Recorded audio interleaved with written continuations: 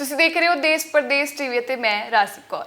ਦੇਸ਼ ਦੀ ਰਾਜਧਾਨੀ ਦਿੱਲੀ ਦੇ ਵਿੱਚ ਕੋਰੋਨਾ ਦੇ ਲਗਾਤਾਰ ਵੱਧ ਰਹੇ ਮਾਮਲਿਆਂ ਨੂੰ ਦੇਖਦੇ ਹੋਏ ਦਿੱਲੀ ਸਰਕਾਰ ਦੁਆਰਾ ਇੱਕ ਵੱਡਾ ਫੈਸਲਾ ਕੀਤਾ ਗਿਆ ਹੈ। ਦਿੱਲੀ ਦੇ ਵਿੱਚ 7 ਦਿਨ ਦਾ ਕੰਪਲੀਟ ਕਰਫਿਊ ਲਗਾ ਦਿੱਤਾ ਗਿਆ ਹੈ। ਦੱਸ ਦਈਏ ਕਿ ਅੱਜ ਰਾਤ 10 ਵਜੇ ਤੋਂ ਲੈ ਕੇ 26 ਅਪ੍ਰੈਲ ਦੀ ਸਵੇਰ 5 ਵਜੇ ਤੱਕ ਇਹ ਕਰਫਿਊ ਜਾਰੀ ਰਹੇਗਾ ਤੇ 7 ਦਿਨ ਦਿੱਲੀ ਬੰਦ ਰਹੇਗੀ। ਇਸ ਕਰਫਿਊ ਦੌਰਾਨ ਸਿਰਫ ਜ਼ਰੂਰੀ ਸੇਵਾਵਾਂ ਜਾਰੀ ਰਹਿਣਗੀਆਂ ਤੇ ਬਾਕੀ ਜਿਹੜੇ ਸਾਰੇ ਕੰਮ ਨੇ ਉਹ ਘਰ ਤੋਂ ਹੀ ਕੀਤੇ ਜਾਣਗੇ। ਦੱਸ ਦਈਏ ਕਿ ਅੱਜ ਅਰਵਿੰਦ ਕੇਜਰੀਵਾਲ ਦੁਆਰਾ ਕੋਰੋਨਾ ਦੀ ਸਥਿਤੀ ਨੂੰ ਲੈ ਕੇ ਦਿੱਲੀ ਦੇ ਉਪ ਰਾਜਪਾਲ ਅਨਿਲ ਬੈਜਲ ਦੇ ਨਾਲ ਖਾਸ मीटिंग की गई है। इस मीटिंग के दौरान ही बड़ा फैसला दिल्ली सरकार द्वारा किया गया है। उस तो बाद प्रेस कॉन्फ्रेंस करते हुए अरविंद केजरीवाल द्वारा इस फैसले का ऐलान किया गया है।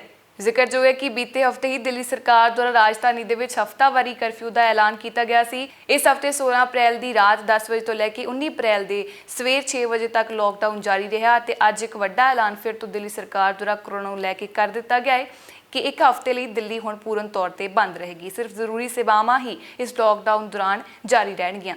सारे प्राइवेट कर्मचारी हुण अपने घरां तो ही दिल्ली दे विच काम करनगे ते दिल्ली दे विच सिर्फ सरकारी दफ्तर ते जरूरी सेवावां खुल्लियां रहणगीਆਂ। दस दईए कि पिछले साल 2020 दे विच भी 22 मार्च तो लैके 18 मई तक दिल्ली दे विच पूरी तरह लॉकडाउन लगाया गया सी, जिस तो बाद हौली हौली करके दिल्ली दे विच लॉकडाउन ਦੀਆਂ ਸ਼ਰਤਾਂ ਨੂੰ ਹਟਾਇਆ ਜਾਂਦਾ ਰਿਹਾ। ਪਰ ਹੁਣ ਸਾਲ 2021 ਦੇ ਵਿੱਚ ਕੋਰੋਨਾ ਦੀ ਦੂਜੀ ਲਹਿਰ ਦੇ ਚੱਲਦਿਆਂ ਦਿੱਲੀ ਦੇ ਵਿੱਚ ਦੁਬਾਰਾ ਤੋਂ ਇੱਕ ਹਫ਼ਤੇ ਦਾ ਲੌਕਡਾਊਨ ਲਗਾ ਦਿੱਤਾ ਗਿਆ ਹੈ, ਜੋ ਕਿ ਗੰਭੀਰ ਸਥਿਤੀ ਬਣਦੀ ਹੋਈ ਨਜ਼ਰ ਆ ਰਹੀ ਹੈ। बीते कल एतवार ਨੂੰ ਦਿੱਲੀ ਦੇ ਵਿੱਚ ਇੱਕ ਦਿਨ ਦੇ ਵਿੱਚ ਹੀ 25462 ਨਵੇਂ ਕੋਰੋਨਾ ਦੇ ਮਾਮਲੇ ਦਰਜ ਕੀਤੇ ਗਏ ਨੇ। ਇਸ ਰਿਕਾਰਡਡ ਵਾਧੇ ਤੋਂ ਬਾਅਦ ਹੀ ਦਿੱਲੀ ਸਰਕਾਰ ਦੁਆਰਾ ਅਹਿਮ ਫੈਸਲਾ ਜੋ ਅੱਜ ਮੀਟਿੰਗ ਦੇ ਵਿੱਚ ਕੀਤਾ ਗਿਆ ਕਿ ਦਿੱਲੀ ਦੇ ਵਿੱਚ 7 ਦਿਨ ਦਾ ਕਰਫਿਊ ਲਗਾਇਆ ਜਾਂਦਾ ਹੈ। ਦੱਸਦੇ ਕਿ ਅਰਵਿੰਦ ਕੇਜਰੀਵਾਲ ਦੁਆਰਾ ਉਪ ਰਾਜਪਾਲ ਨਾਲ ਮੀਟਿੰਗ ਕਰਨ ਤੋਂ ਪਹਿਲਾਂ ਹੀ ਇਹ ਅਸਾਰ ਲਗਾਏ ਜਾ ਰਹੇ ਸਨ ਕਿ ਦਿੱਲੀ ਦੇ ਵਿੱਚ ਦਿੱਲੀ ਸਰਕਾਰ ਦੁਆਰਾ ਕੋਰੋਨਾ ਨੂੰ ਲੈ ਕੇ ਵੱਡੇ ਆਦੇਸ਼ ਜਾਰੀ ਕੀਤੇ ਜਾ ਸਕਦੇ ਨੇ। 14 ਦਿਨ ਦਾ ਜਾਂ 7 ਦਿਨ ਦਾ ਕਰਫਿਊ ਵੀ ਦਿੱਲੀ ਦੇ ਵਿੱਚ ਲਗਾਇਆ ਜਾ ਸਕਦਾ ਹੈ ਜਾਂ ਕੋਈ ਹੋਰ ਸਖਤ ਆਦੇਸ਼ ਵੀ ਸਰਕਾਰ ਦੁਆਰਾ ਜਾਰੀ ਕੀਤੇ ਜਾ ਸਕਦੇ ਨੇ। ਅਤੇ ਇਸ ਦੇ ਚੱਲਦਿਆਂ ਹੀ ਹੁਣ 7 ਦਿਨ ਦੇ ਕਰਫਿਊ ਦਾ ਐਲਾਨ ਅਰਵਿੰਦ ਕੇਜਰੀਵਾਲ ਦੁਆਰਾ ਅੱਜ ਕਰ ਦਿੱਤਾ ਗਿਆ ਹੈ ਤੇ 7 ਦਿਨਾਂ ਤੋਂ ਬਾਅਦ ਹੀ ਹੁਣ ਪਤਾ ਲੱਗੇਗਾ ਕਿ ਦਿੱਲੀ ਸਰਕਾਰ ਦੁਆਰਾ ਕੋਰੋਨਾ ਦੇ ਮਾਮਲਿਆਂ ਨੂੰ ਲੈ ਕੇ ਅੱਗੇ ਕੀ ਫੈਸਲਾ ਲਿਆ ਜਾਂਦਾ ਹੈ। ਅਰਵਿੰਦ ਕੇਜਰੀਵਾਲ ਨੇ ਪ੍ਰੈਸ ਕਾਨਫਰੰਸ ਕਰਦੇ ਹੋਏ ਲੌਕਡਾਊਨ ਦਾ ਐਲਾਨ ਕੀਤਾ ਹੈ ਤੇ ਇਸ ਦੇ ਨਾਲ ਹੀ ਉਹਨਾਂ ਆਖਿਆ ਕਿ ਦਿੱਲੀ ਦੇ ਵਿੱਚ ਕੋਰੋਨਾ ਦੀ ਇਹ दूसरी लहर नहीं सगों चौथी लहर चल रही है।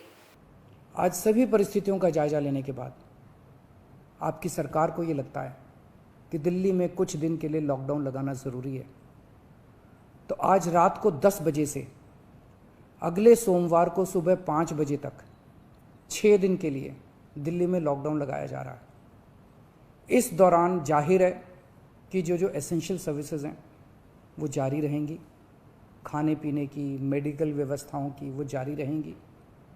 ये शादियों का सीज़न है, लोगों के बड़े मुश्किल से रिश्ते बनते हैं, हम उनके रिश्ते तोड़ना नहीं चाहते, तो लोगों की शादियां संपन्न हों लेकिन केवल 50 लोगों के गैदरिंग के साथ संपन्न हो।